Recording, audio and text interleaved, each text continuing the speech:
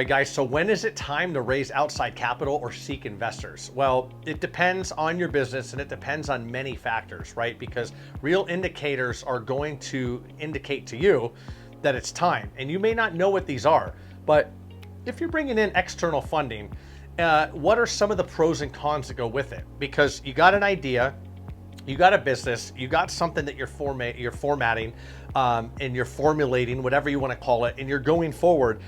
Sometimes people get stuck in this rut of like, I can't do anything before I get outside capital, which is wrong, because I bootstrapped over 7 businesses that done $1 million in revenue per year, and those companies are still around. They weren't fly-by-night companies. Yes, I know marketing, but at the same time, it can be done, and I didn't worry about raising capital. Could it have been easier raising capital? Of course. Is there cons to raising capital? Of course. A big cash injection into the business, you're going to spend it a lot more loosely. You're not going to do the same things that you do if you put your own money in and you bootstrap it. And I talked about this on earlier videos, so this one will be shorter, but we're going to talk about here some of the external talking points, the pros and cons, and things that you should consider if and when you're going to be doing capital. So first and foremost, external capital, it's not magic. It doesn't solve a problem. It definitely comes with strings attached. Why? Because the investors that are putting capital in, they want an equity stake. They want to be consultants. They want to have control of the process. If you looked at Marcus Lemonis, The Prophet, which I guarantee most people have seen. If not, then definitely watch it, because there's over 100 episodes and he goes into businesses and fixes them. As an angel investor, he comes in, but there's a broken process. People apply to be on the show, and I know because we got cast for the show, one of my businesses applied. I ended up turning the business around all myself, which was phenomenal. However, I am glad that I didn't do it because there would have been strings attached, but I'm also glad I'm actually sad that I didn't do it, because I would have loved to have Marcus Lemonis as a mentor in my corner, right? So there's the pros and cons with it.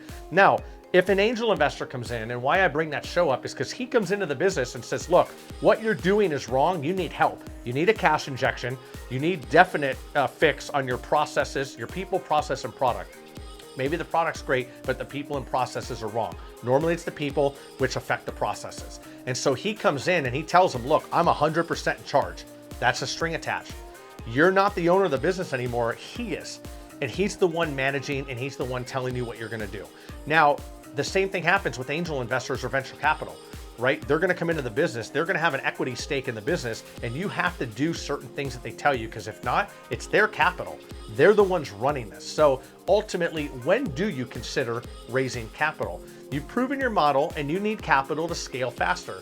Your market opportunity is time sensitive, right? So maybe you're going into a market, maybe you have a product, but you're afraid other people are going to create the same product and they're going to do something with it. So you need to make sure that you get there fast. You need a cash injection, right? Internal cash flow can't keep up with the needed growth into a certain market or into a certain product. So these are times when you would look at getting funding. And what are sources of funding? There's going to be angel investors, venture capital, private equity, and crowdfunding. And we talked about all of these, I believe, on the last series. And so go watch that. It's when starting a business. Those are things that you'll look out there, and we talk about every one of them. What is an angel investor? What is a venture capital? What is private equity? And what is crowdfunding? And what are some of the pros and cons for each? And so you're going to want to be prepared, right? Because investors want traction. They want to see a minimum viable experiment. The experiment is coming in. You have the product, you get to the market, you have an experiment. You've done your experiment, and it's shown that there's proof of concept and that it works, and that you have a buying market that will buy your product or utilize your invention or whatever it is, your product and service that you have. So they want to see that there's traction. They're not going to come in just for an idea. I've seen and been a judge on certain investor pitches that some of these are just like, what the hell are you talking about, right?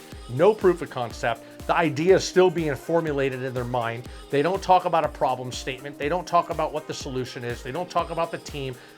All of this stuff is very bad. So watch these videos in the past, understand this a little bit better. If you've already watched them, great.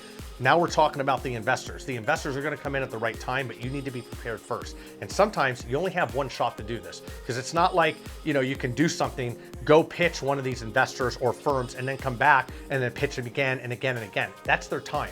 Don't waste their time. Make sure you're prepared up front, because they want to see the metrics, the traction, and the proof of concept. So have those, and a business plan, majorly important.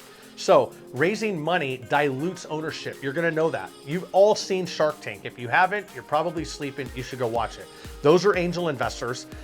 Sometimes they're a part of a venture capital firm. For the most part, they're angel investors and they invest in a business, but they have their own guidelines and their own strings that are going to be attached to the business at that point, right? And they want an equity stake.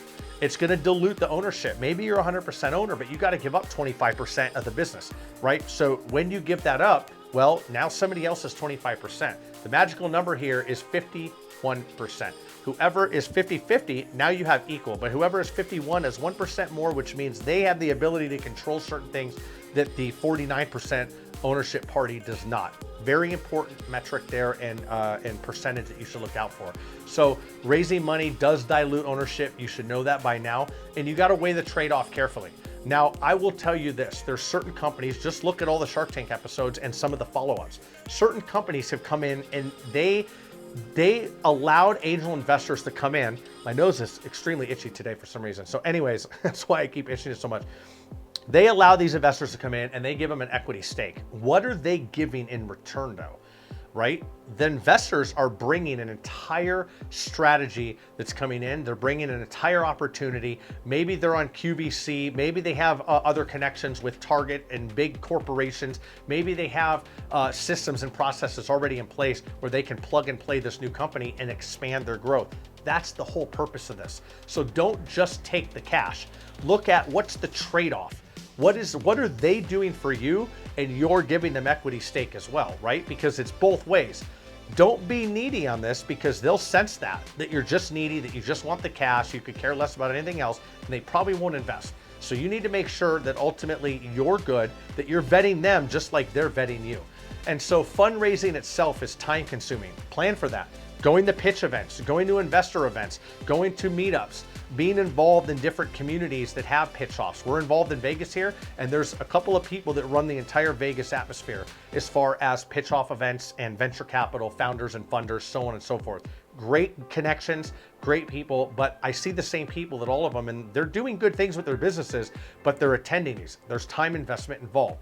Now, only raise if it accelerates your vision, not patches over poor fundamentals. This is a key factor because if it's going to accelerate your growth and your vision, you're doing it for the good reasons. But if you're trying to get out of a jam and you just need more money to fix a problem, chances are that you're going to end up in that same problem again later on after you've exhausted all that capital. So don't just think that this is a band-aid and a fix. Use this as a tool, but there's a definition and a decisive pattern here between using it as a tool and using it as a fix. So the key takeaway from this is raise money to pour gas on a working fire, not to light the fire. On the next one, we talk about how do I build partnerships or collaborations to grow faster. See you there.